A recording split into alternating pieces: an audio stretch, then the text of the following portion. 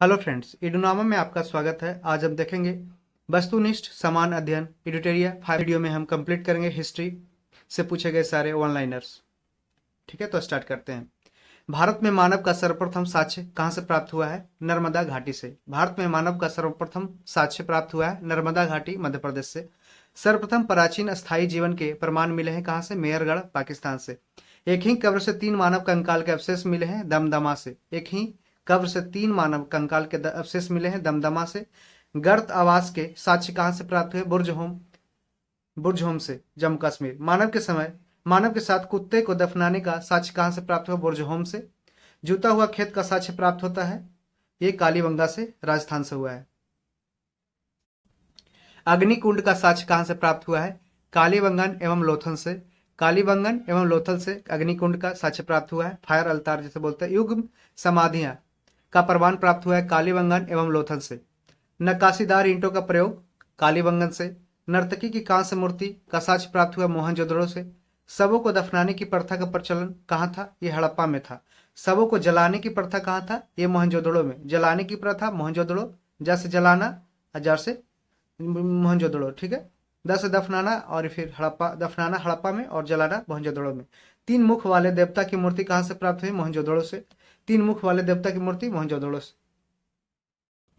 मिट्टी द्वारा निर्मित हल का साक्ष्य प्राप्त हुआ है बनावली, हरियाणा से। उन्नत जल प्रबंधन का साक्ष्य प्राप्त हुआ है धौलावीरा, गुजरात से। शैलकृत स्थापत्य के प्राचीनतम प्रमाण प्राप्त हुए कहाँ से? धौलावीरा से। शैलकृत स्थापत्य के प्राचीनतम प्रमाण धौलावीरा से। वैसा हड़प्पा कालीन स्थल जो 3 भागों में विभक्त था, धौलावीरा था। कृषि का प्रथम साक्ष्य कहाँ से प्राप्त हुआ? मेहरगढ़ से। चावल का प्राचीनतम साक्ष्य प्राप्त हुआ कोल्डेवा से। चावल का प्राचीनतम साक्ष्य प्राप्त हुआ कोल्डेवा, ये प्रयागराज, इलाहाबाद के पास है। आग का आविष्कार कहाँ हुआ है? ये पूरा पाषाण काल में। आग का आविष्कार पूरा पाषाण काल में हुआ था। आग का आविष्कार कहाँ कब हुआ था? ये पूरा पाषाण काल में हुआ था। पहिए का आविष्कार ये नव पाषाण काल में, नियोलिथिक पीरियड में हुआ था। मानव द्वारा सर्वप्रथम प्रयुक्त अनाज कौन सा था? ये जौ या यव जिसे बोलता था, जौ या यव। मानव द्वारा सर्वप्रथम प्रयोग में लाया गया धातु कौन सा था? कॉपर या तांबा। राष्ट्रीय मानव संग्रहालय कहाँ स्थित है? ये भोपाल में, मध्य प्रदेश, भोपाल में राष्ट्रीय मानव संग्रहालय है। सिंधु सभ्यता के प्रमुख बंदरगाह थे कौन? लोथल एवं सुरकोतदा। ठीक है, ये गुजरात में दोनों। हड़प्पा एवं मोहनजोदड़ो को संयुक्त जुड़वा राजधानी किसने कहा है? पिग्गट ने कहा है। हड़प्पा एवं मोहनजोदड़ो को संयुक्त जुड़वा राजधानी कहा है सिंधु घाटी सभ्यता का, पिग्गट ने।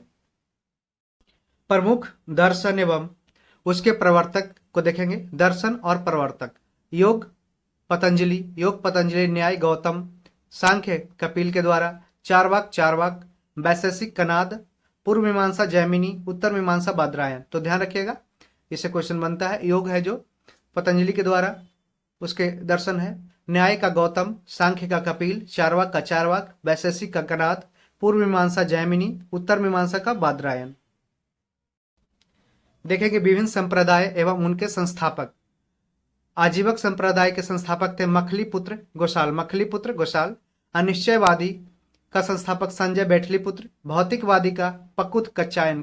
ठीक है, भौतिकवादी पकुत कच्चायन। घोर अक्रियावादी का पूरन कश्यप। तो ध्यान रखिए, आजीविका जो बार बार पूछा गया। आजीवक संप्रदाय का संस्थापक मखलीपुत्र घोषाल, अनिश्चयवादी का संजय बैठलीपुत्र, भौतिकवादी का पकुत कच्चायन और घोर अक्रियावादी का पूरन कश्यप। ऋग्वेद के बारे में देखते हैं। यह सबसे प्राचीन वेद है। इस वेद के ऋचाओं को पढ़ने वाले को क्या कहा जाता था? होत्री। ठीक है, री अंतिम में आ रहा है, इसमें भी री आ रहा है, होत्री, ऋग्वेद। ठीक है, इस वेद के तीसरे मंडल में गायत्री मंत्र का उल्लेख है। तीसरे मंडल में कौन है, किसका उल्लेख है? गायत्री मंत्र का। तो त्री आ रहा है तीसरा। और इसका जो गायत्री मंत्र लिखा था कौन? विश्वामित्र ने, उसमें भी त्री आता है। तो ठीक है, याद रखिएगा, ये ऋग्वेद में आता है तीनों। तीसरा मंडल गायत्री मंत्र और ये विश्वामित्र के द्वारा रचित है और ये ऋग्वेद में आता है। इस वेद के 9वें मंडल में सोम देवता का उल्लेख है। 10वें मंडल में 4 वर्ण, ठीक है, ब्राह्मण, क्षत्रिय, वैश्य, शूद्र, जिसे पुरुष सूक्त भी कहा गया है, उसका उल्लेख है। 10वें मंडल में पुरुष सूक्त का उल्लेख है 4 वर्ण का। इस वेद में इंद्र के लिए 250 एवं अग्नि के लिए 200 मंत्रों का रचना की गई है, ऋचाओं का रचना की गई है। इंद्र के लिए सबसे ज्यादा 250 एवं अग्नि के लिए 200। गोत्र शब्द का सर्वप्रथम उल्लेख ऋग्वेद में किया गया है। इस वेद में गाय के लिए अघन्य शब्द का प्रयोग किया गया है, गाय के लिए, जिसे मारा न जा सके। यजुर्वेद, इसके ऋचाओं को पढ़ने वाले को अधर्वयु कहा जाता था। यज्ञों के नियमों एवं विधि विधानों का संकलन मिलता है इसमें। यज्ञों के नियमों एवं विधि विधानों का संकलन मिलता है यजुर्वेद में। इस वेद में बलिदान विधि का भी उल्लेख है। यह गद एवं पद दोनों में दिया गया है, गद एवं पद दोनों में है यजुर्वेद। सामवेद, इसके ऋचाओं को पढ़ने वाले को उदात्री कहा जाता था। इस वेद को भारतीय संगीत का जनक कहा जाता है, सामवेद को। अब देखते हैं अथर्ववेद। इस वेद में सर्वप्रथम औषधि का उल्लेख मिलता है। इसमें सभा एवं समिति को प्रजापति की पुत्रियां कहा गया है। यह जादू टोना से संबंध रखता है, ठीक है। वेदों की संख्या कितनी है? 4 है। वेदांग की संख्या कितनी है? 6 है। और पुराणों की संख्या 18 एवं उपनिषद कितने हैं? 108 है। उपनिषद 108, पुराण 18, वेदांग 6, वेद 4, ऋग्वेद, सामवेद, यजुर्वेद, अथर्ववेद। बौद्ध धर्म के संस्थापक थे कौन? गौतम बुद्ध। गौतम बुद्ध का जन्म 563 ईसा पूर्व लुम्बिनी, नेपाल में हुआ था। इनकी मृत्यु कब हुआ था? 483 ईसा पूर्व मल्लों की राजधानी कुशीनगर या कुशीनारा, उत्तर प्रदेश में हुई। बचपन का नाम क्या था? सिद्धार्थ था। इनको 6 वर्ष की कठिन तपस्या के उपरांत 35 वर्ष की आयु में फल्गु नदी के किनारे ज्ञान की प्राप्ति हुई, ठीक है, जिसे निरंजना नदी भी बोला जाता है, फल्गु नदी को, बोधगया में, ठीक है। और ये 29 वर्ष में गृह त्याग किए थे, जिसे महानिष्क्रमण कहा जाता था, ठीक है। 6 वर्ष की कठिन तपस्या के उपरांत 35 वर्ष में इनको फल्गु नदी किनारे ज्ञान की प्राप्ति हुई, पीपल वृक्ष के नीचे। बुद्ध ने अपना पहला एवं सर्वाधिक उपदेश कहाँ दिया? क्रमशः कहाँ दिया? पहला दिया सारनाथ में, जिसे धर्म चक्र परिवर्तन कहा गया। और सबसे अधिक सर्वाधिक श्रावस्ती, कौशल की राजधानी में श्रावस्ती में दिया गया। बौद्ध धर्म में आत्मा, सोल की परिकल्पना नहीं है, ठीक है, जबकि पुनर्जन्म, रीबर्थ की मान्यता है। पुनर्जन्म की मान्यता है बौद्ध धर्म में, और आत्मा की मान्यता नहीं है। बौद्ध संघ में सम्मिलित होने की न्यूनतम आयु कितनी थी? 15 वर्ष थी, 15 वर्ष। गौतम बुद्ध ने आम्रपाली को सर्वसम्मति से स्त्री रत्न घोषित किया था। कहाँ की थी? वैशाली की नगरवधु थी। गौतम बुद्ध ने आम्रपाली को सर्वसम्मति से स्त्री रत्न घोषित किया था। सर एडविन अर्नाल्ड ने गौतम बुद्ध को एशिया का ज्योतिपुंज, लाइट ऑफ एशिया कहा था। सर एडविन अर्नाल्ड ने गौतम बुद्ध को एशिया का ज्योतिपुंज। अब हम देखते हैं सभा, समय, स्थान, अध्यक्ष या शासनकाल। जो प्रथम बौद्ध संगति हुई थी, जो टोटल 4 बौद्ध संगति हुई। प्रथम बौद्ध संगति कहाँ हुई थी? 483 ईसा पूर्व में राजगिर स्थान पे हुआ था। महाकश्यप इसके अध्यक्ष थे और अजातशत्रु के शासनकाल में हुआ था। द्वितीय हुआ था 383, 100 घटा दीजिएगा, 383 ईसा पूर्व में वैशाली में। सवाकामी इसके अध्यक्ष थे और कालाशोक के शासनकाल में हुआ था। तृतीय संगति हुआ था 250 ईसा पूर्व में पाटलिपुत्रा में, ठीक है, जिसका मोगली पुत्र अध्यक्ष थे और अशोक इसके शासनकाल के हुआ था। चतुर्थ संगति 98 एडी में हुआ था, 98 ईस्वी में हुआ था, कुंडलवन कश्मीर में। वसुमित्र इसके अध्यक्ष थे और कनिष्क के शासनकाल में हुआ था। तो ध्यान रखिएगा, इसको याद करने का एक अच्छा ट्रिक है। यहाँ पे ध्यान रखिए RVPK, ठीक है, और AK, ठीक है, स्मॉल AK कर दीजिएगा, ठीक है, AK और MSMV, ठीक है। यहाँ पे 30 से तीसरा याद रखिएगा, ठीक है। सवाकामी ए से समाकामी, महाकश्यप M से, और V से वसुमित्र, ठीक है। जैन धर्म के संस्थापक कौन थे? ऋषभदेव, जिनका प्रतीक वृषभ यानी कि बैल था। जैन धर्म के 22वें एवं 23वें तीर्थंकर कौन थे?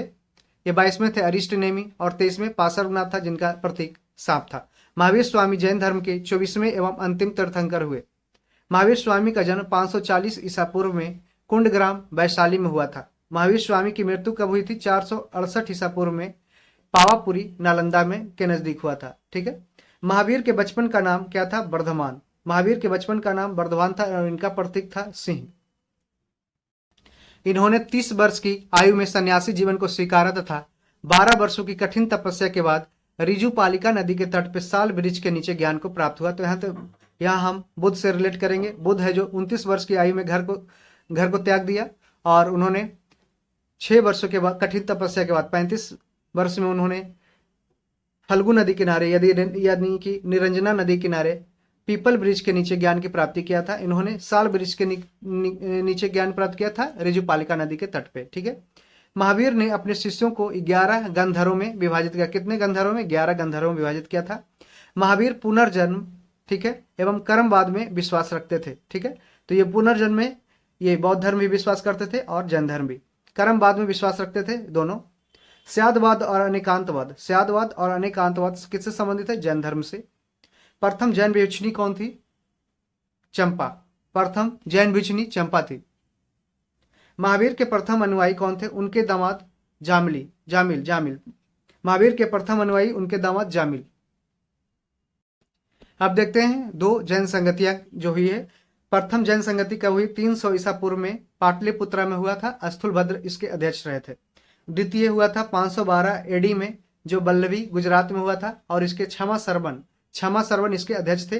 तो प्रथम 300 ईसा पूर्व पाटलिपुत्र, स्थूलभद्र इसके अध्यक्ष थे, और द्वितीय 512 ईस्वी में बल्लभी गुजरात में, क्षमा सरवन इसके अध्यक्ष थे।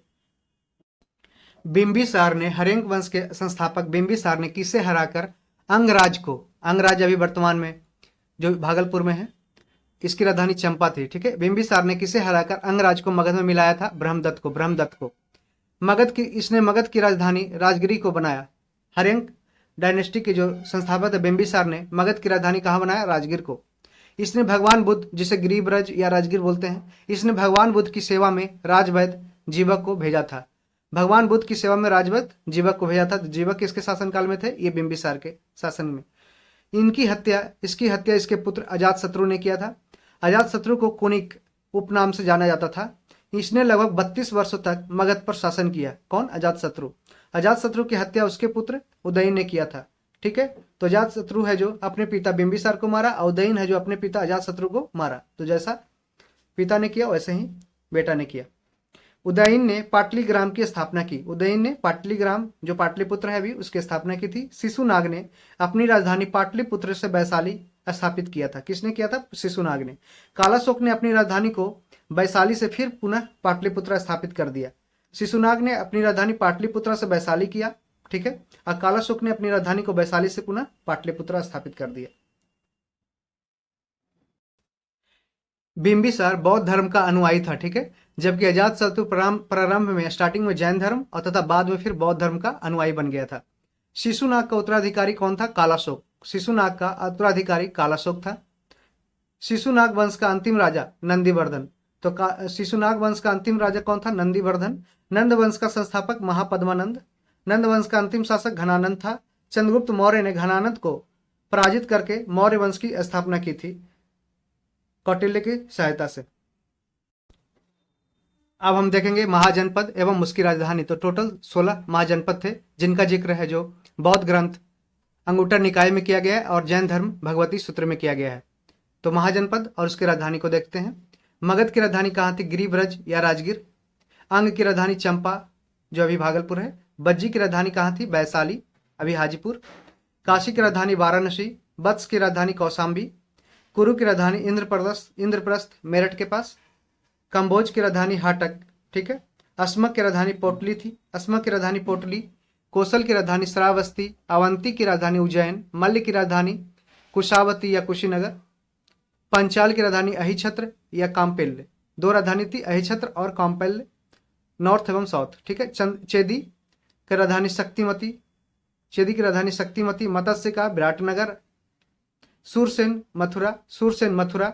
गंधार तक्षशिला। तो एक बार और देखते हैं कि मगध की राजधानी कहाँ थी? गिरिब्रज राजगिरी। अंग की राजधानी चंपा। बज्जी की वैशाली। काशी वाराणसी। वत्स कौशाम्बी। कुरु इंद्रप्रस्थ। कंबोज हाटक। अस्मक पोटली। कौशल श्रावस्ती। अवंती उज्जैन। मल्ल कुशावती।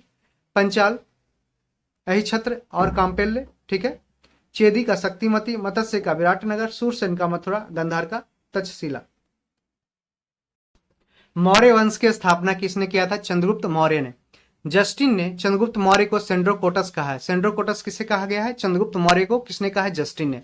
मुद्रा राक्षस में चंद्रगुप्त मौर्य के लिए ब्रिसल शब्द लो कास्ट का, निम्न कुल का प्रयोग किया गया है। मुद्रा राक्षस में चंद्रगुप्त मौर्य के लिए ब्रिसल शब्द मतलब निम्न कोटि का, निम्न जाति का प्रयोग किया गया है। चाणक्य चंद्रगुप्त मौर्य का प्रधानमंत्री था। चाणक्य द्वारा लिखित अर्थशास्त्र पुस्तक का संबंध किससे? राजनीति से है, अर्थशास्त्र से नहीं है। ठीक है, चंद्रगुप्त ने 305 ईसा पूर्व में सेल्यूकस निकेटर को हराया था।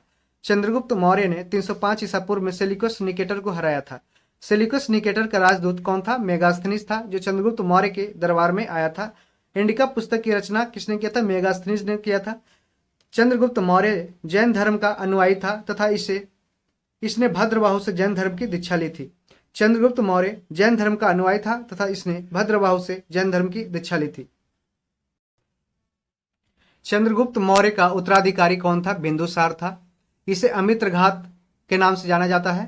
वायुपुराण में इसे भद्रसार कहा गया है, बिंदुसार को भद्रसार। जैन धर्म में सिंहसेन। बौद्ध विद्वान तारानाथ ने बिंदुसार को 16 राज्यों का विजेता बताया है। बौद्ध विद्वान तारानाथ ने बिंदुसार को 16 राज्यों का विजेता बताया है। बिंदुसार का उत्तराधिकारी कौन हुआ? अशोक हुआ। 269 ईसा पूर्व मगध की राजगद्दी पर बैठा था। अपने राज्याभिषेक के समय यह अवंती का राज्यपाल था। पुराणों में अशोक को अशोकवर्धन कहा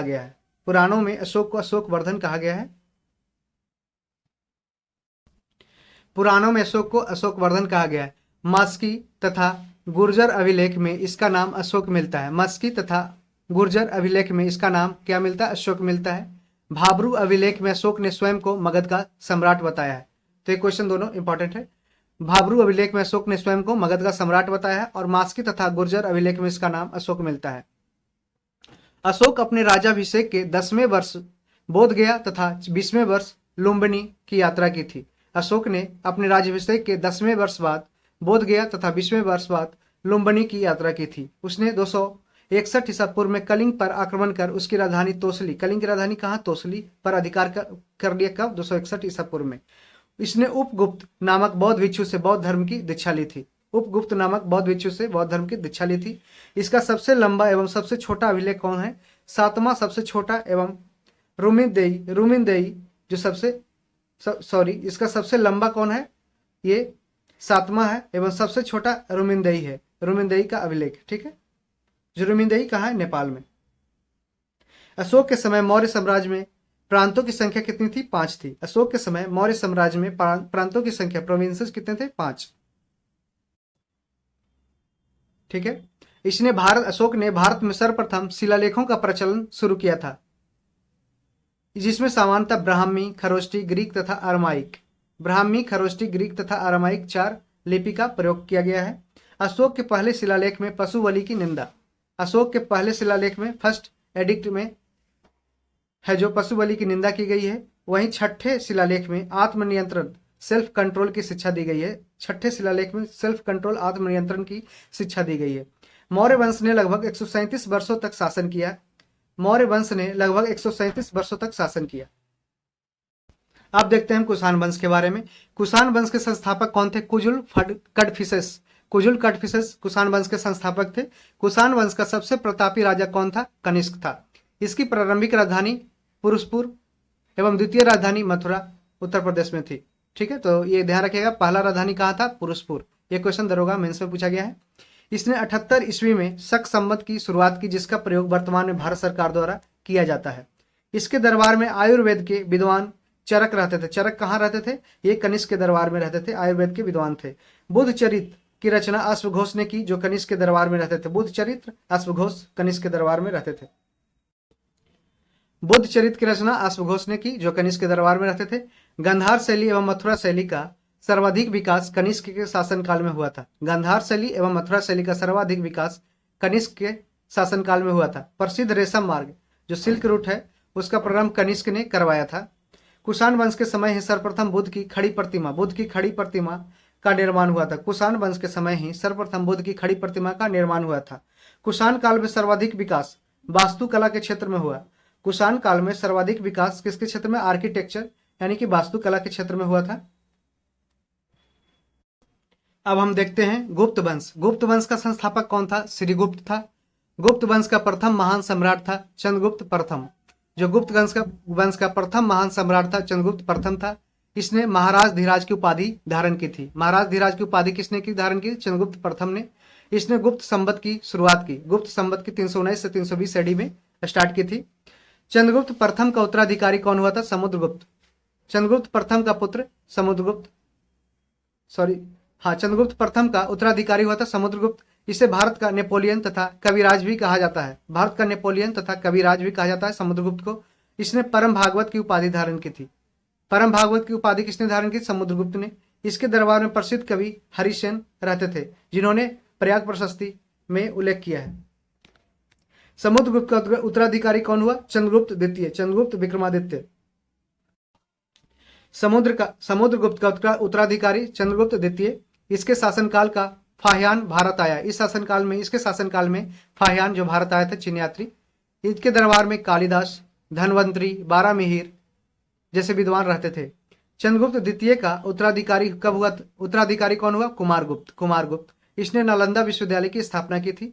प्रसिद्ध सुदर्शन झील का पुनर्द्वार किसने किया था? स्कंदगुप्त ने। प्रसिद्ध सुदर्शन झील जो अंतिम गुप्त शासक विष्णुगुप्त है, ठीक है। तो प्रसिद्ध सुदर्शन झील का पुनरुद्धार किया था, रीस्ट्रक्चर किया था स्कंदगुप्त ने। अब हम देखते हैं पल्लव वंश। पल्लव वंश का संस्थापक कौन था? सिंह विष्णु था। सिंह विष्णु। इस वंश की राजधानी कहाँ थी? कांचीपुरम। कांची जो अभी कांची है, कांचीपुरम में थी। मत विलास प्रहसन के लेखक महेंद्र वर्मन प्रथम इसी वंश से संबंधित है, पल्लव वंश से। मत विलास प्रहसन के लेखक कौन है? महेंद्र वर्मन प्रथम, जो पल्लव वंश के थे। महाबलीपुरम के एकाश्म रथ मंदिर का निर्माण कराया था किसने? नरसिंह वर्मन प्रथम ने। नरसिंह वर्मन प्रथम ने महाबलीपुरम के एकाश्म रथ मंदिर का निर्माण कराया था, नरसिंह वर्मन प्रथम ने। इसने बतापी कुंड की उपाधि धारण की। बतापी कुंड की उपाधि किसने धारण की? नरसिंह वर्मन प्रथम ने। कांची स्थित कैलाशनाथ मंदिर का निर्माण किसने कराया था? नरसिंह वर्मन द्वितीय ने। कांची में जो स्थित है कैलाशनाथ मंदिर, उसका निर्माण करवाया था नरसिंह वर्मन द्वितीय ने। प्रसिद्ध पुस्तक 10 कुमार चरित्र के लेखक दंडी किनके दरबार में रहते थे? ये पल्लव वंश के दरबार में रहते थे। पल्लव वंश के नरसिंह वर्मन द्वितीय के दरबार में रहते थे। नरसिंह वर्मन द्वितीय के दरबार में रहते थे, ठीक है। चोल वंश। चोल वंश के संस्थापक थे विजयालय। इस वंश की राजधानी कहाँ थी? तंजावुर राजधानी। शासक, इस वंश के शासक राजराज प्रथम ने पहली बार श्रीलंका पर आक्रमण किया। किसने? ये क्वेश्चन पूछा गया है कि किसने? चोल वंश के राजा राजराज प्रथम ने पहली बार श्रीलंका पर आक्रमण किया था। इस साम्राज्य का सर्वाधिक विस्तार राजेंद्र प्रथम के शासनकाल में हुआ था।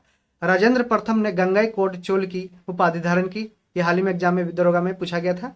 राजेंद्र प्रथम ने गंगईकोंड चोल की उपाधि, बीपीएससी भी पूछा था। राजेंद्र प्रथम ने गंगईकोंड चोल की उपाधि धारण की थी। स्थानीय स्वशासन इस वंश की प्रमुख विशेषता है। जो लोकल गवर्नमेंट, जो पंचायती राज की व्यवस्था है, सबसे पहले स्टार्ट हुआ था चोल वंश में।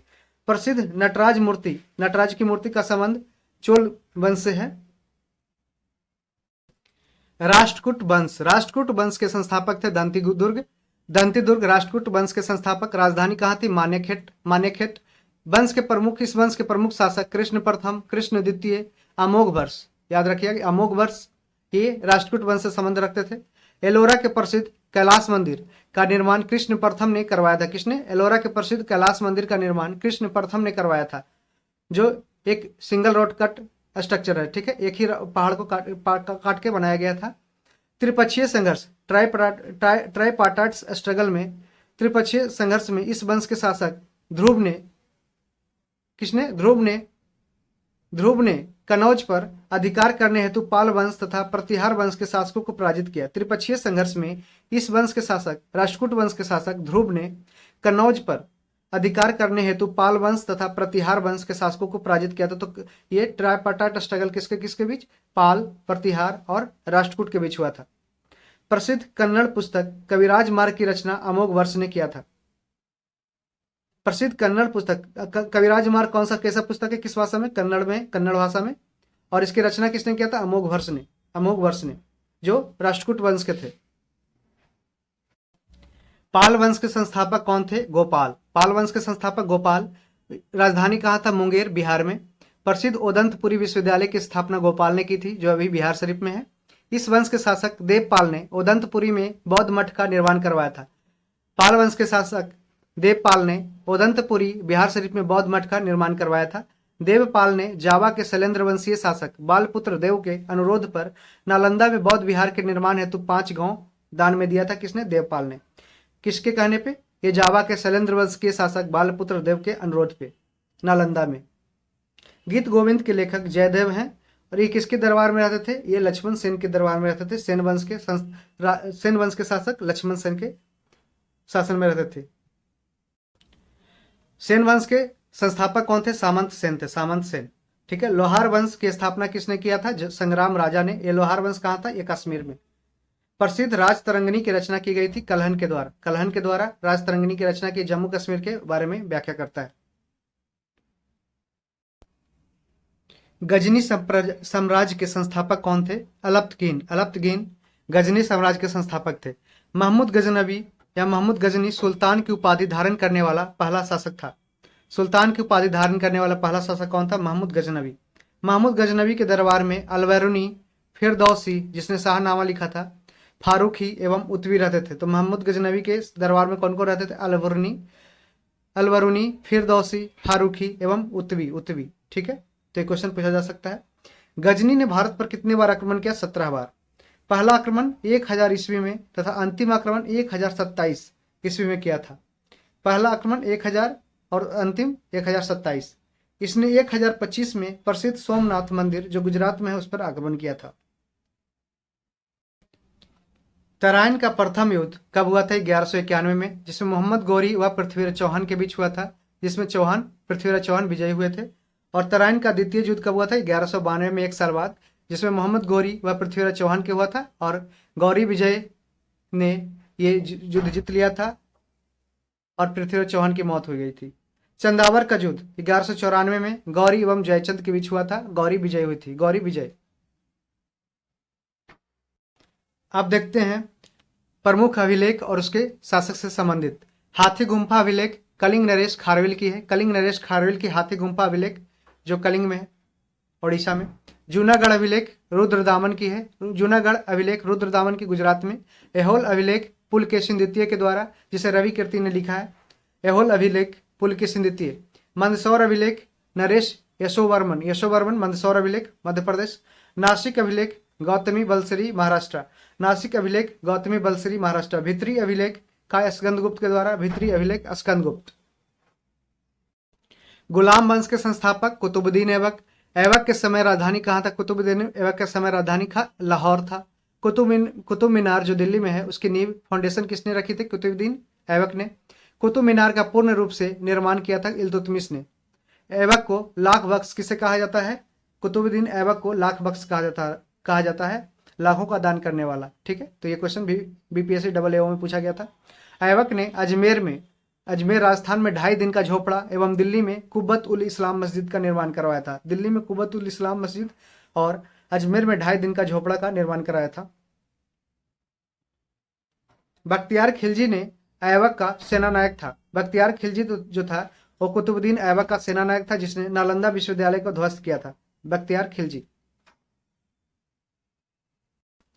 इल्तुतमिश ऐबक का गुलाम एवं दामाद था तथा ऐबक के मृत्यु के समय यह बदायूं का शासक था। बदायूं का शासक था कौन? इल्तुतमिश। इल्तुतमिश को कहा गया है गुलामों का गुलाम। ध्यान रखिएगा, इल्तुतमिश को गुलामों का गुलाम कहा गया, स्लैब ऑफ स्लैब्स। इल्तुतमिश ने राजधानी को लाहौर से दिल्ली स्थानांतरित किया था। ठीक है। कुतुबुद्दीन ऐबक ने लाहौर में शासन किया और ये इल्तुतमिश है जो लाहौर से दिल्ली राजधानी ट्रांसफर किया। इल्तुतमिश पहला शासक था जिसने सुल्तान पद की वैधानिक स्वीकृति बगदाद के खलीफा से प्राप्त की थी। इल्तुतमिश पहला ऐसा शासक था जिसने सुल्तान पद की वैधानिक स्वीकृति बगदाद के खलीफा से प्राप्त की थी। इल्तुतमिश ने सबसे पहले शुद्ध अरबी सिक्के कौन जारी किया? इल्तुतमिश ने। इसने तुर्कान-ए-चहलगानी नामक संगठन बनाया जो 40 उसके दरबारी उसके रहते थे, उससे वो शासन के बीच के लिए संबंधित वो एडवाइजरी सलाह लेते थे। इसने एकता प्रणाली की शुरुआत की।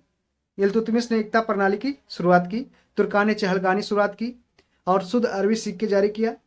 ठीक है। पहला सुल्तान पद और लाहौर से दिल्ली ट्रांसफर राजधानी। इल्तुतमिश गुलाम एवं दामाद था। इल्तुतमिश ऐबक का और बदायूं का शासक था ऐबक के मृत्यु के समय और इसे गुलामों का गुलाम कहा गया है। ठीक है। इल्तुतमिश द्वारा शुरू किए गए संगठन तुर्कान-ए-चहलगानी का विनाश खत्म किसने किया? बलबन ने। इसने राज दरबार में सिजदा एवं पैबोस प्रथा की शुरुआत की। किसने? बलबन ने। बलबन ने सिजदा एवं पैबोस प्रथा की शुरुआत की। इसने अपने विरोधियों के प्रति लौह एवं रक्त, ब्लड एंड आयरन की पॉलिसी का पालन किया। ठीक है। नसरुद्दीन मोहम्मद ने बलबन को उलूग खान की उपाधि दी। उलूग खान की उपाधि किसने दी? बलबन को उलूग खान ने। नसरुद्दीन महमूद एकमात्र सुल्तान था जो टोपी सीकर अपना जीवन यापन करता था। नसरुद्दीन महमूद, जिन्होंने बलबन को उलूग खान की उपाधि दी और टोपी सिलकर अपना जीवन यापन करता था। खिलजी वंश के संस्थापक जलालुद्दीन फिरोज खिलजी। खिलजी वंश के संस्थापक कौन थे? जलालुद्दीन खिलजी। अलाउद्दीन खिलजी के समय इस वंश का सर्वाधिक विस्तार हुआ था। अलाउद्दीन खिलजी ने पहली बार सैनिकों को नकद वेतन देने की प्रथा शुरू की एवं स्थायी सेना की नींव डाली। किसने? अलाउद्दीन खिलजी ने पहली बार सैनिकों की नगद वेतन, कैश पेमेंट, ठीक है, देने की प्रथा शुरू की एवं स्थायी सेना की नींव रखी। अलाउद्दीन खिलजी ने घोड़ा दागने एवं सैनिकों का होलिया लिखने की प्रथा की शुरुआत की ताकि एक सैनिक के बदले दूसरा सैनिक काम पे ना आ सके। ठीक है। तो अलाउद्दीन खिलजी ने घोड़ा दागने एवं सैनिकों का होलिया लिखने की प्रथा शुरुआत की। इसने मूल्य नियंत्रण प्रणाली, प्राइस कंट्रोल सिस्टम की प्रथा की शुरुआत की। मूल्य नियंत्रण किसने स्टार्ट किया? अलाउद्दीन खिलजी ने। इसने सिरी का किला, अलाई दरवाजा एवं हजार खंभा महल का निर्माण कराया। हजार खंभा महल पूछता है कि हजार खंभा महल का निर्माण किसने करवाया था?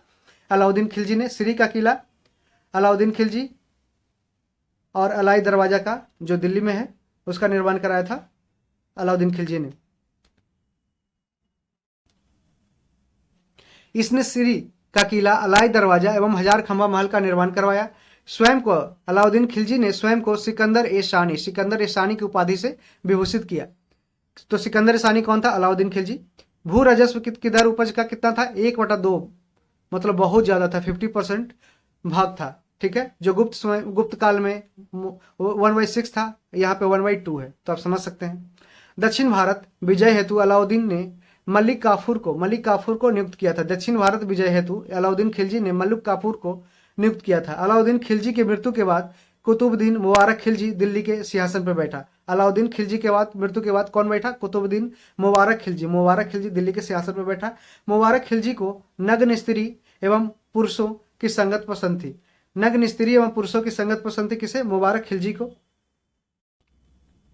तुगलक वंश के संस्थापक कौन थे? गयासुद्दीन तुगलक का उत्तराधिकारी मोहम्मद बिन तुगलक हुआ। MBT। गयासुद्दीन तुगलक का उत्तराधिकारी मोहम्मद बिन तुगलक का मध्यकालीन सभी सुल्तानों में सबसे योग्य, शिक्षित एवं विद्वान शासक था। जो मोहम्मद बिन तुगलक था, जो मध्यकालीन सभी सुल्तानों में सबसे योग्य, शिक्षित एवं विद्वान शासक था। इसे स्वप्नशील, पागल, रक्त पिपासु कहा गया। रक्त पिपासु, स्वप्नशील, पागल, ये किसे कहा गया? ये मोहम्मद बिन तुगलक को कहा गया, तो याद रखिएगा।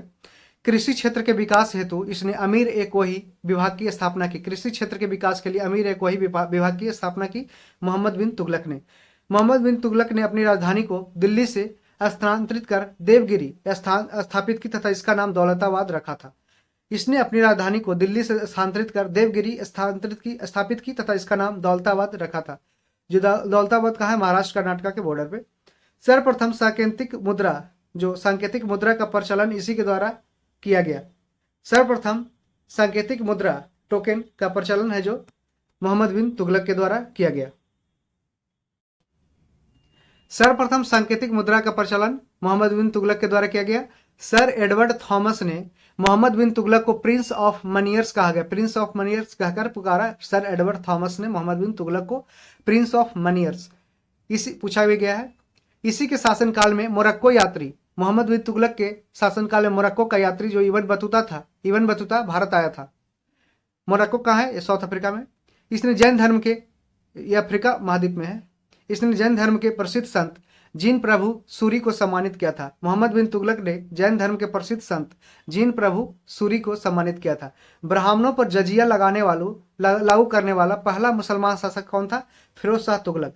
ब्राह्मणों पर जजिया लागू करने वाला पहला मुसलमान शासक फिरोज शाह तुगलक था।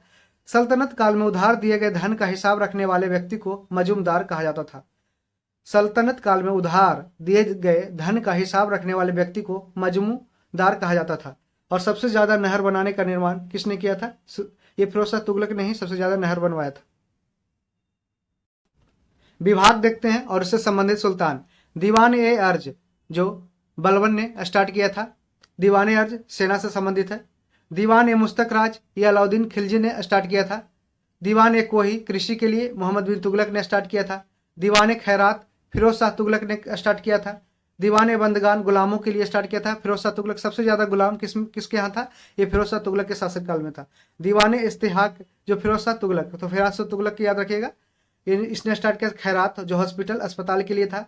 दीवाने बंदगान, ठीक है, गुलामों के लिए। इस्तिहाक देख लेंगे आगे। दीवाने इस्तिहाक था फिरोज शाह तुगलक के द्वारा। दीवाने को ही कृषि के लिए, ठीक है, मोहम्मद बिन तुगलक के द्वारा। मुस्तक राज अलाउद्दीन खिलजी के द्वारा। दीवाने अर्ज बलबन के द्वारा, ठीक है। सैयद वंश के संस्थापक कौन था? खिज्र खान। सैयद वंश के संस्थापक खिज्र खान। इसने रैयत ए आला की उपाधि धारण की थी। रैयत ए आला कौन था? खिज्र खान।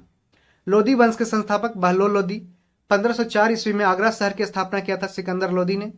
सिकंदर लोदी ने मुसलमानों को ताजिया निकालने व मुस्लिम महिलाओं को मजार पर जाने से प्रतिबंधित किया था। इसने गुलरुखी शीर्षक से फारसी कविताओं का रचना किया था। इसने गुलरुखी शीर्षक से फारसी कविताओं की रचना किया था सिकंदर लोदी ने। जबकि गुरुमुखी जो पंजाबी का लिपि है, ठीक है। सल्तनत काल में अंतर्राष्ट्रीय बंदरगाह के रूप में प्रसिद्ध था कौन? देवल। देवल ये गुजरात में अंतर्राष्ट्रीय, जो सल्तनत काल में अंतर्राष्ट्रीय बंदरगाह के रूप में प्रसिद्ध था देवल, जो गुजरात में है। विजयनगर साम्राज्य के संस्थापक कौन था? हरिहर एवं बुक्का। विजयनगर साम्राज्य के संस्थापक हरिहर एवं बुक्का ने 1336 में किया था। विजयनगर की राजधानी कहाँ थी? हम्पी कर्नाटक में। इस वंश के शासक, और ध्यान रखिए कि विजयनगर किस नदी किनारे है? तुंगभद्रा के किनारे है, तुंगभद्रा नदी। इस वंश के शासक बुक्का प्रथम ने वेदमार्ग प्रतिष्ठापक की उपाधि धारण की थी। बुक्का प्रथम ने वेदमार्ग प्रतिष्ठापक। देवराय प्रथम के शासनकाल में इटली यात्री निकोलो कॉन्टी है जो देवराय प्रथम के शासनकाल में विजयनगर आया था। निकोलो कॉन्टी इटली यात्री था। देवराय द्वितीय के शासनकाल में फारसी राजदूत अब्दुल रजाक जो फारसी राजदूत था वो विजयनगर आया था।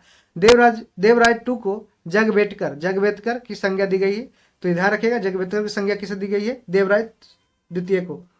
कृष्णदेव राय के शासनकाल में पुर्तगाली यात्री डोमिगोस पायस विजयनगर आया था। पायस है जो कृष्णदेव राय के शासनकाल में आया था विजयनगर।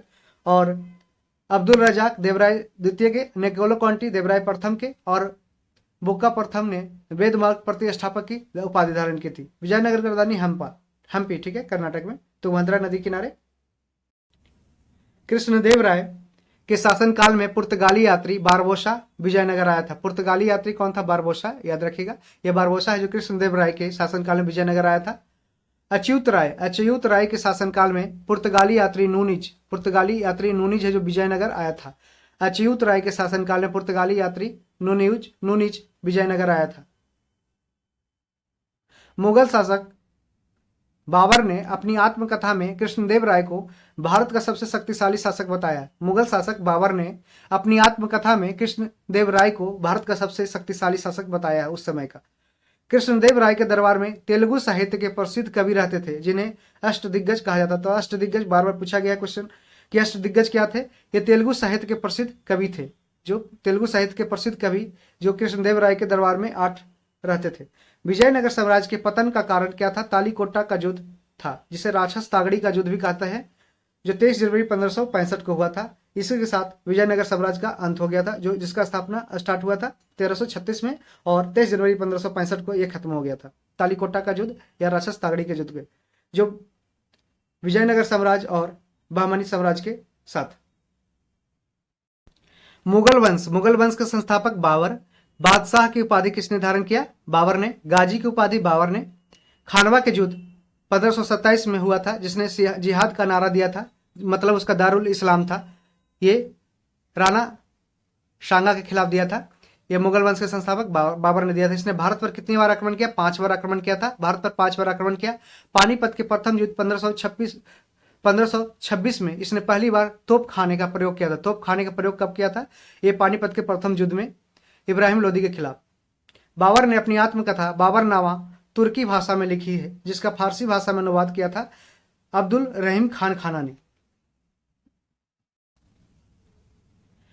देखते हैं पानीपत का प्रथम युद्ध कब हुआ था? 21 अप्रैल 1526 में इब्राहिम लोदी व बाबर के बीच हुआ था, जिसमें बाबर विजयी हुआ था।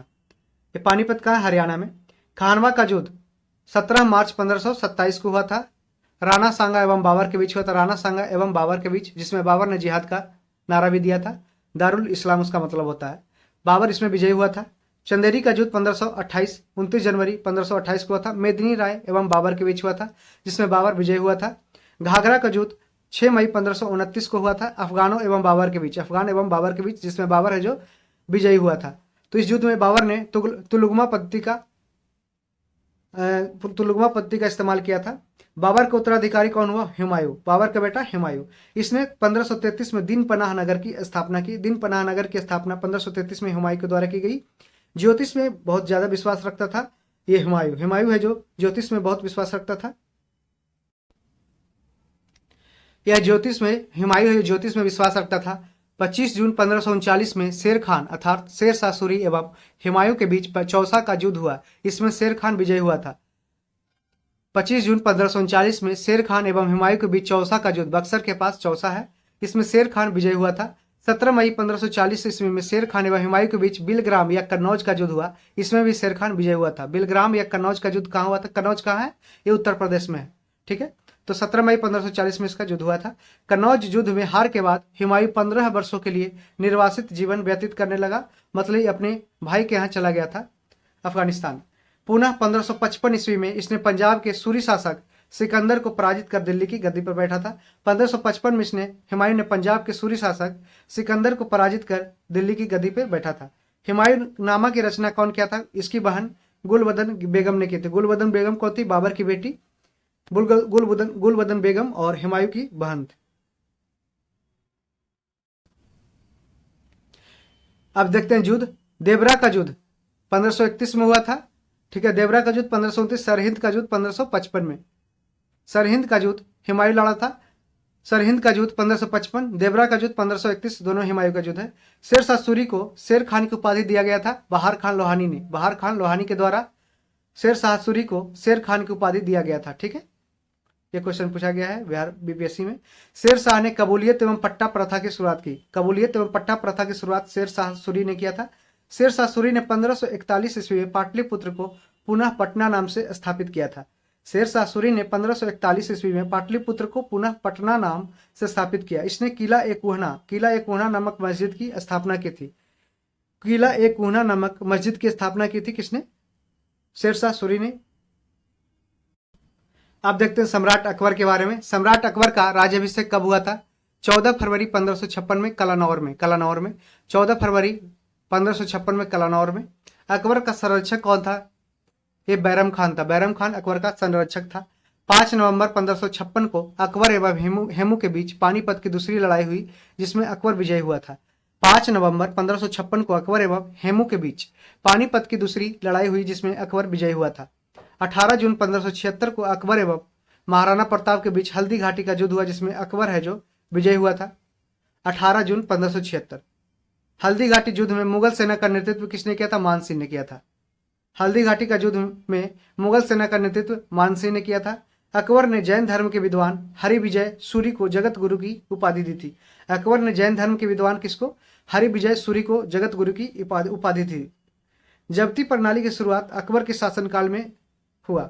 जब्ती प्रणाली की शुरुआत है जो अकबर के शासनकाल में हुआ था, जबकि इसका प्रारंभिक श्रेय दिया जाता है शेर खान अर्थात शेर शाह सूरी को, जिसका है जो कुछ संशोधन करके जब्ती प्रणाली को अकबर ने अपने शासनकाल में स्टार्ट किया। मुगल काल में दहसाल बंदोबस्त व्यवस्था की शुरुआत किसने किया था? टोडरमल ने किया था। मुगल काल में दहसाल बंदोबस्त व्यवस्था की शुरुआत टोडरमल ने किया था। दीन ए इलाही धर्म स्वीकार करने वाला प्रथम एवं अंतिम हिंदू बीरबल था। दीन ए इलाही धर्म स्वीकार करने वाला प्रथम एवं अंतिम हिंदू बीरबल था। अकबर के समय दशवंत, बसावन एवं अब्दुल समद प्रसिद्ध चित्रकार था। अकबर के समय दशवंत, बसावन एवं अब्दुल समद प्रसिद्ध चित्रकार था। इसने तानसेन को कंठाभरण बानी विलास की उपाधि दी थी। तानसेन को कंठाभरण बानी विलास की उपाधि दी थी। इसने अनुवाद विभाग की स्थापना किया था। अकबर ने अनुवाद विभाग ट्रांसलेशन डिपार्टमेंट की स्थापना किया था। अकबर ने गुजरात विजय के उपलक्ष्य में बुलंद दरवाजा का निर्माण करवाया था। कहाँ? फतेहपुर सिकरी में, आगरा के पास। अकबर ने गुजरात विजय के बाद उपलक्ष्य में बुलंद दरवाजा फतेहपुर सिकरी में निर्माण कराया था। अकबर नगाड़ा वाद्ययंत्र बजाने में निपुण था। इसके दरबार में नवरत्न रहते थे। नवरत्न इसके शासनकाल प्रणाली की प्रमुख विशेषता मनसबदारी प्रथा थी। मनसबदारी प्रथा क्या थी? ये सेना में भर्ती करने की एक प्रथा थी। ठीक है। इसके शासनकाल में आगरा का लाल किला, बुलंद दरवाजा, फतेहपुर सीकरी में पंचमहल, दीवाने खास, इलाहाबाद का किला एवं लाहौर का किला का निर्माण किया गया। अकबर के शासनकाल में आगरा का लाल किला, बुलंद दरवाजा, पंचमहल, दीवाने खास, इलाहाबाद का किला, लाहौर का किला का निर्माण किया गया। इसने अब्दुल समद को सीरी कलम एवं मोहम्मद हुसैन कश्मीरी को जड़ी कलम की उपाधि दी।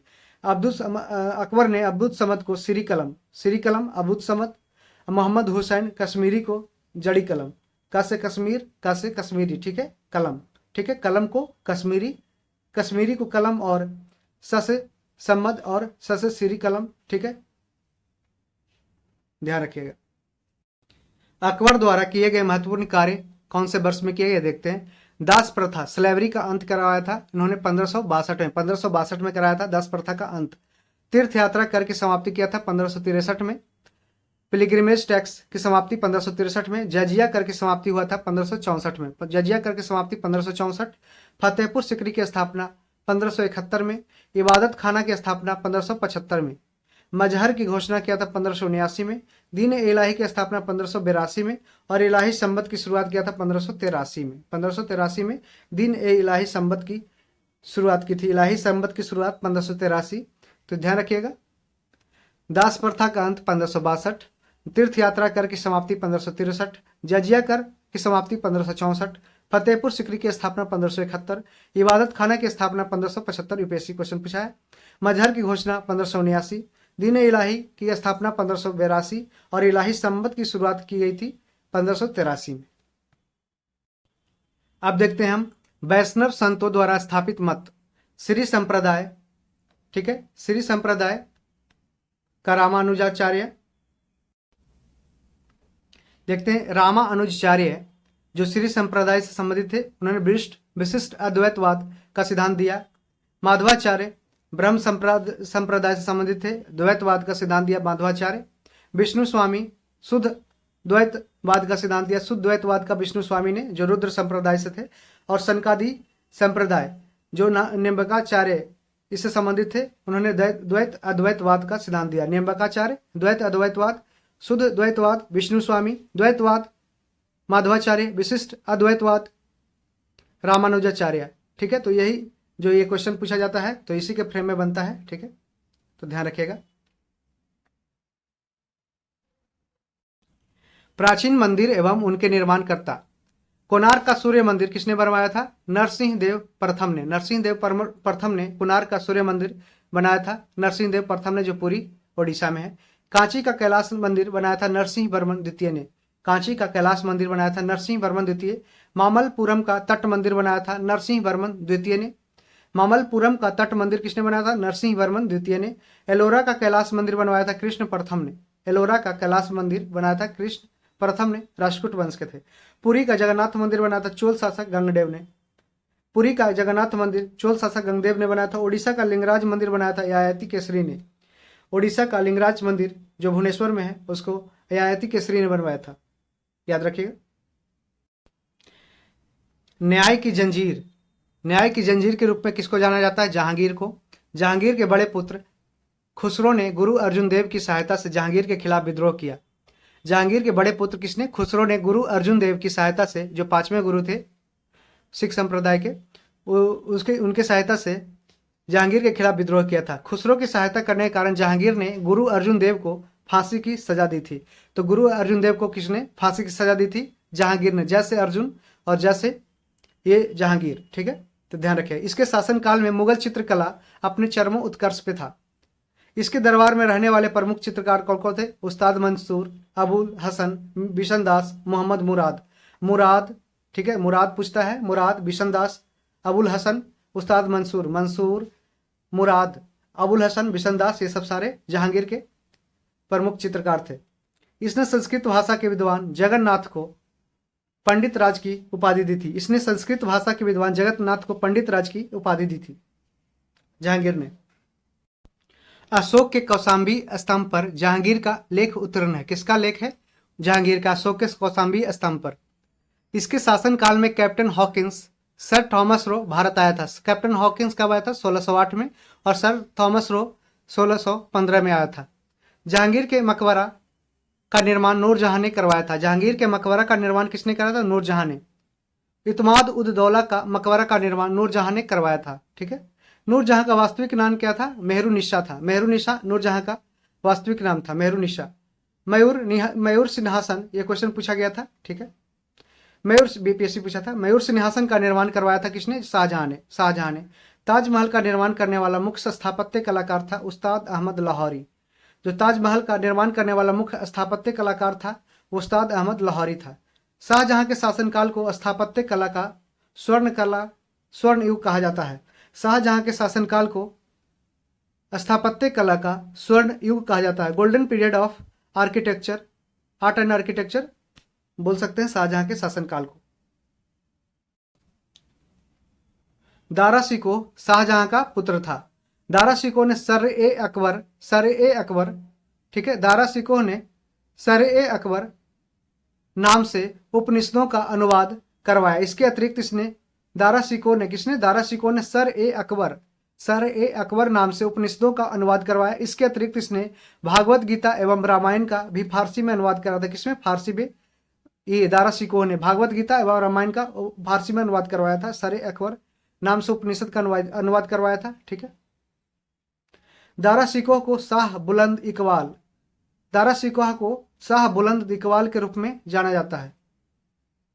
शाहजहां को औरंगजेब ने आगरा के किले में बंदी बनाकर रखा था। शाहजहां को औरंगजेब ने आगरा के किले में बंदी बनाकर रखा था। देखते हैं औरंगजेब द्वारा प्रमुख लड़े गए युद्ध। धर्मट का युद्ध अप्रैल 1658 में औरंगजेब ने लड़ा और वे विजयी हुआ। सामूगढ़ का युद्ध मई 1658 में औरंगजेब विजयी हुआ। दारा शिकोह पराजित हुआ। देवराई का युद्ध 1659 में औरंगजेब इसमें विजय हुआ और है जो राजगद्दी पा लिया। ठीक है, सामूगढ़ का युद्ध 1658 में, देवराई का युद्ध 1659 में, धर्मट का युद्ध 1658 और तीनों में औरंगजेब विजय हुआ। मुगल साम्राज्य का एकमात्र शासक जिसका राज्याभिषेक 2 बार हुआ था औरंगजेब का। औरंगजेब ने अपना दूसरा राज्याभिषेक 1659 ईस्वी में करवाया था। औरंगजेब को जिंदा पीर या आलमगीर कहा जाता है। इसने सिख धर्म के 9वें गुरु तेग बहादुर की हत्या करवा दी। सिख धर्म के 9वें गुरु तेग बहादुर जो गुरु गोविंद सिंह के पिता थे, उनका हत्या करवा दिया था। किसने? औरंगजेब ने। ठीक है, ग से याद रखिएगा, ग से तेग और ग से औरंग, ग आता है तो याद रखिएगा, और ज से जहांगीर और ज से अर्जुन देव, उसका हत्या करवाया था। ठीक है, तो 1666 में शिवाजी को कैद कर जयपुर भवन में रखा था। औरंगजेब ने 1666 ईस्वी में शिवाजी को कैद कर जयपुर भवन में रखा था। ठीक है, 1666 में याद रखिएगा, गुरु गोविंद सिंह जो तेग बहादुर के पुत्र थे, 1666 में उनका जन्म हुआ था पटना में। औरंगजेब ने पुनः 1679 में जजिया कर को लागू किया था। औरंगजेब ने पुनः फिर दोबारा 1679 में जजिया कर को लागू किया था।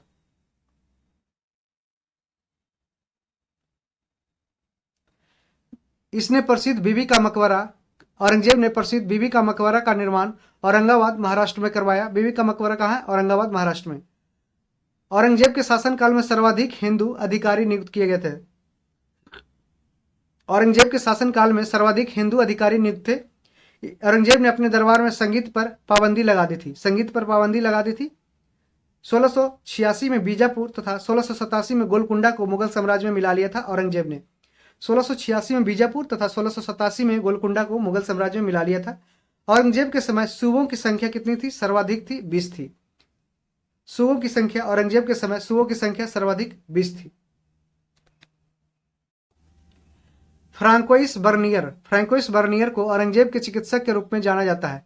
फ्रांकोइस बर्नियर को औरंगजेब के चिकित्सक के रूप में जाना जाता है। औरंगजेब सुन्नी धर्म का अनुयायी था। किसका? सुन्नी धर्म का। 2 सेक्ट बटे होते हैं मुस्लिम धर्म में, सुन्नी और शिया, जिसमें सुन्नी है जो औरंगजेब सुन्नी धर्म का अनुयायी था। औरंगजेब के समय हुए जाट विद्रोह का नेतृत्व राजा राम एवं गोकुला ने किया था। औरंगजेब के समय हुए जाट विद्रोह का नेतृत्व किसने किया था? राजा राम और गोकुला ने। औरंगजेब बीना बजाने में दक्ष था, बीना बजाने में निपुण था औरंगजेब, और अकबर नगाड़ा बजाने में। अब देखते हैं, इससे क्वेश्चन पूछा जाता है, अंग्रेजों एवं मराठों के मध्य हुई महत्वपूर्ण संधियां। ठीक है। सूरत की संधि कब हुआ था? 1775 में सूरत की संधि हुआ था। सूरत की संधि 1775, पुरंदर की संधि 1776, बड़गांव की संधि 1779 में, बड़गांव की संधि 1779, सालाबाई की संधि 1782 में, बसाइन की संधि 1802 ईस्वी में, देवगांव की संधि 1803 में। तो एक बार रिपीट करेंगे। सूरत की संधि 1775, पुरंदर 1776, बड़गांव 1779, सालबाई 1782, बसाइन 1802, देवगांव 1803 में। देवगांव देखिए, सालबाई का संधि 1782, बसीन की संधि 1802, देवगांव की संधि 1803, राजापुर घाट की संधि 1804 में, नागपुर की संधि 1816, ग्वालियर की संधि 1817, पूना की संधि 1817 और मंदसौर की संधि 1818 में हुआ था। तो ध्यान रखिएगा, ये सब सारे संधि पूछे जाते हैं। तो एक बार और देखते, सालबाई का संधि 1782, बसाइन की संधि 1802, देवगांव की संधि 1803, राजापुर घाट की संधि 1804, नागपुर की संधि 1816, ग्वालियर की संधि 1817, पूना की संधि 1817, मंदसौर की संधि 1818 में हुआ था। यह मराठा संधि था। अब देखते हैं मराठा साम्राज्य। मराठा साम्राज्य का संस्थापक कौन था? शिवाजी। औरंगजेब ने शिवाजी को राजा की उपाधि दी थी। औरंगजेब ने शिवाजी को राजा की उपाधि दी थी। शिवाजी ने 1656 ईस्वी में रायगढ़ को अपनी राजधानी बनाया था। एक क्वेश्चन पूछा गया कि शिवाजी की राजधानी कहाँ था? रायगढ़। शिवाजी ने 1656 में रायगढ़ को अपनी राजधानी बनाया। शिवाजी एवं जय सिंह के बीच पुरंदर की संधि 1665 में हुई। पुरंदर की संधि 1665 में किसके बीच हुई? शिवाजी एवं जय सिंह के बीच। 1674 ईस्वी में शिवाजी का राज्याभिषेक हुआ था। 1674 में क्वेश्चन पूछा है कि 1674 ईस्वी में शिवाजी का राज्याभिषेक हुआ। शिवाजी के मंत्रिमंडल को अष्टप्रधान कहा जाता था। अष्टप्रधान किसको? शिवाजी के मंत्रिमंडल को। जबकि ठीक है, शिवाजी के मंत्रिमंडल को अष्टप्रधान कहा गया है। और अष्टदिग्गज तेलुगु कवि को कहा गया। तेलुगु 8 कवि जो कृष्णदेव राय के मंत्रिमंडल में थे, दरबारी कवि थे। शिवाजी की मृत्यु 1680 में हुआ। शिवाजी की मृत्यु 1680 में। शिवाजी के मंत्रिमंडल अष्टप्रधान। 1674 में राज्याभिषेक। शिवाजी एवं जय सिंह के बीच पुरंदर की संधि 1665। शिवाजी 1656 में रायगढ़ को राजधानी बनाया। औरंगजेब ने शिवाजी को राजा की उपाधि दी थी। मराठा साम्राज्य का संस्थापक शिवाजी। भागवत गीता पर भवार्थ दीपिका नामक टीका किसने लिखा था? ज्ञानेश्वर ने। भगवत गीता पर भवार्थ दीपिका नामक टीका लिखा था ज्ञानेश्वर। भगवत गीता पर भवार्थ दीपिका नामक टीका लिखा था ज्ञानेश्वर ने। रामायण पर भवार्थ रामायण टीका लिखा था एकनाथ ने। रामायण पर भवार्थ रामायण टीका लिखा था एकनाथ ने। शिवाजी का उत्तराधिकारी संभाजी हुआ। शिवाजी का उत्तराधिकारी संभाजी। दिल्ली पर आक्रमण करने वाला प्रथम पेशवा था बाजीराव प्रथम।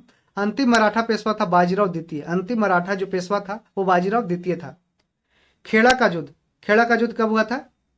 ठीक है, ये 1707 ईस्वी में खेड़ा का युद्ध हुआ था। साहू एवं ताराबाई के बीच हुआ था। साहू एवं ताराबाई के बीच खेड़ा का युद्ध हुआ था।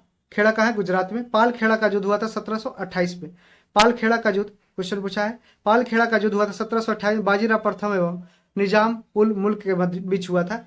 बाजीराव प्रथम एवं निजाम उल मुल्क के बीच हुआ था पाल खेड़ा का युद्ध 1728 में। प्रथम आंग्ल मराठा युद्ध कब हुआ था? 1775 से 1782 के बीच सालवाई के संधि द्वारा समाप्त किया गया था प्रथम आंग्ल मराठा युद्ध को। द्वितीय आंग्ल मराठा युद्ध 1803 से 1805 में हुआ था देवगांव की संधि द्वारा, इसे खत्म किया गया था 1803-1805 में। तृतीय आंग्ल मराठा युद्ध 1817 से 19 में हुआ था, जिसमें पेशवा पद की समाप्ति की गई थी। तृतीय आंग्ल मराठा युद्ध 1817 से 19, द्वितीय 1803 से 5, प्रथम 1775 से 82। ठीक है, तो प्रथम में 1782 में जो सालवाई की संधि हुआ था उसके द्वारा प्रथम आंग्ल मराठा युद्ध को समाप्त किया गया। देवगांव की संधि कब हुआ था? 1803-1805 में। पेशवा पद की समाप्ति हुआ था 1817-19 में, जो तृतीय आंग्ल मराठा युद्ध के बाद। मोडी लिपि का प्रयोग किया गया था मराठों द्वारा म से मराठा म से मोडी। ठीक है, मोडी लिपि का प्रयोग, जो मोदी लिपि या मोडी लिपि का प्रयोग किया गया था मराठा द्वारा। पानीपत का तीसरा युद्ध हुआ था 1761 में मराठा तथा अहमद शाह अब्दाली के बीच। अहमद शाह अब्दाली अफगान था, इसलिए बोला जाता है मराठों और अफगानों के बीच 1761 में पानीपत का तीसरा युद्ध हुआ था। इसमें अफगान विजयी हो गए थे और मराठों की बुरी तरह से हार हुई थी। मुगल साम्राज्य में चौथ एवं सारदेशमुखी क्या था? चौथ एवं मुगल साम्राज्य में या मराठा साम्राज्य में जो चौथ एवं सरदेश मुखी था, क्या ये करों का एक प्रकार था, जो टैक्स लेने का एक प्रकार था, चौथ एवं सरदेश मुखी। मराठों के नियंत्रण वाले क्षेत्र को कहा जाता था स्वराज्य क्षेत्र। मराठों के नियंत्रण वाले क्षेत्र को स्वराज्य क्षेत्र बोला जाता था। मराठा साम्राज्य में पेशवा पद संबंधित था प्रधानमंत्री से। विदेश मंत्री को कहा जाता था मराठा साम्राज्य में सुमंत। स्वतंत्र राज्य एवं उनके संस्थापक कौन थे? अवध यूपी में है। इसका जो संस्थापक थे सादत खान। बंगाल के संस्थापक मुर्शिद कुली खान। कर्नाटक सादुतुल्लाह खान। हैदराबाद चिनकिलीज खान या निजाम उल मुल्क। हैदराबाद का संस्थापक चिनकिलीज खान या निजाम उल मुल्क। भरतपुर का चूड़ामन एवं बदन सिंह। भरतपुर राजस्थान में। हैदराबाद चिनकिलीज खान या निजाम उल मुल्क को चिनकिलीज खान कहा गया है। ठीक है। सादतुल्लाह खान कर्नाटक, मुर्शिद कुली खान बंगाल, शहादत खान अवध।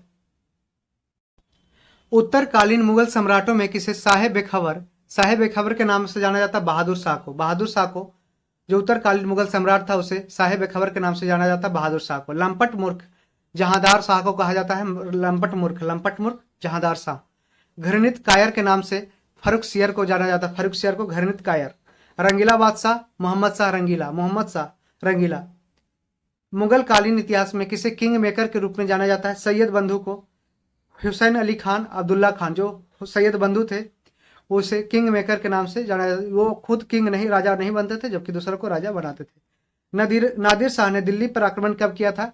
1739 में मोहम्मद शाह के समय। मोहम्मद शाह रंगीला के समय में नादिर शाह ने दिल्ली पर आक्रमण किया था 1739 में। नादिर शाह ने दिल्ली पर कब आक्रमण किया था? 1739 में मोहम्मद शाह रंगीला के समय। मयूर सिंहासन पर बैठने वाला अंतिम मुगल शासक कौन था? मोहम्मद शाह रंगीला।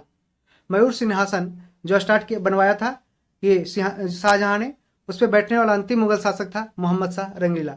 मयूर सिंहासन में कोहिनूर हीरा जड़ा हुआ था। अहमद शाह अब्दाली ने भारत पर आक्रमण किया था 8 बार। अहमद शाह अब्दाली ने भारत पर कितनी बार आक्रमण किया था? 8 बार किया था, जो अफगानी था। ठीक है। अंतिम मुगल सम्राट कौन था? बहादुर शाह जफर। अंतिम मुगल सम्राट था बहादुर शाह जफर। 1857 की क्रांति में शामिल होने के कारण अंग्रेजों द्वारा बहादुर शाह जफर को कहाँ पे निर्वासित कर दिया गया था? रंगून में। रंगून बर्मा की राजधानी रंगून, म्यांमार की। ठीक है। अब देखते हैं उत्तरकालीन मुगल शासक, उसका पीरियड। बहादुर शाह जो 1707 से 1712 तक रहा, बहादुर शाह। जहांदार शाह 1712 से 1713, ठीक है, जिसे लंपट मूर्ख कहा गया है जहांदार शाह को। फर्रुख सियर साहेब खबर बहादुर शाह 1707 से 1712। जहांदार शाह लंपट मूर्ख 1712 से 13। फर्रुख सियर घृणित कायर जो 1713 से 1719 तक राज किया। मोहम्मद शाह रंगीला 1719 से 1748 तक। मोहम्मद शाह रंगीला अंतिम जो मयूर सिंहासन में बैठने वाला था, मोहम्मद शाह रंगीला 1719 से 1748 तक रहा। अहमद शाह 1748 से 1754 तक। आलमगीर द्वितीय 1754 से 1759 तक। तो याद रखिएगा बैटल ऑफ प्लासी के युद्ध के समय आलमगीर द्वितीय था जो मुगल शासक था। ठीक है। शाह आलम द्वितीय 1759 से 1806, 1759 से 1806 ये बक्सर के युद्ध में था। ठीक है। अकबर द्वितीय 1806 से 1837। अकबर द्वितीय 1806 से 1837। अकबर टू के शासनकाल में ही राजा राम मोहन राय जो इंग्लैंड गए थे। बहादुर शाह जफर ये 1837 से 1857 तक रहे। बहादुर शाह जफर जो 1837 से 1857 तक। तो इस तरीके से हमने प्राचीन इतिहास और मध्यकालीन भारत के इतिहास को फर्स्ट पार्ट में कवर किया और सेकंड पार्ट में हम आधुनिक भारत के इतिहास को कवर करेंगे। जो ये वीडियो सीरीज है, जो एडिटोरिया 5000+ MCQ सीरीज है, जिसे वन लाइनर फॉर्मेट में पहले दिखाया गया है। ठीक है। तो आप इसे देखते रहें और आगे आने वाले वीडियो का नोटिफिकेशन पाने के लिए आप अपने बेल आइकन को दबा लें। दोस्तों के भी शेयर करें और खुद सब्सक्राइब कर लें। धन्यवाद।